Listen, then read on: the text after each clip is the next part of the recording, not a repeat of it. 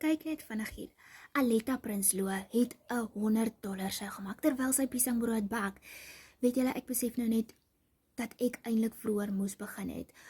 En as ek net dink waar ek nou al kon gewees het, as ek vroeër begin het, maar ek het eers 2025 afgekom op die Legacy Builder program, of dit eers gesien.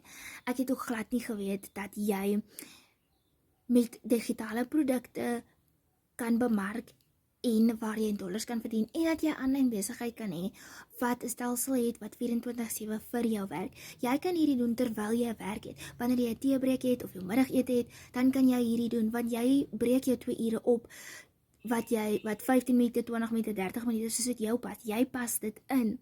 Julle, hierdie geleentheid is so wonderlik en ek voel 'n mens kan dit glad nie mis nie. En weet jy, as ek dit maar net gedoen het, toe ek die tyd nie 'n werk gehad het nie, julle, ek kan nie, dit voel of ek myself wil skop, as ek kon dink waar ek kon gewees het, toe ek glad nie 'n werk gehad het nie, en ek hierdie kon gedoen het, so moenie jy 'n fout maak nie, en weet jy, 'n ekstra inkomste is altyd handig, en almal is op soek na 'n ekstra inkomste, vra maar vir my, ek het my kop mal gedink, oor wat ek kan doen om 'n ekstra inkomste te kan verdien, en ek het op hierdie wonderlike geleentheid afgekom.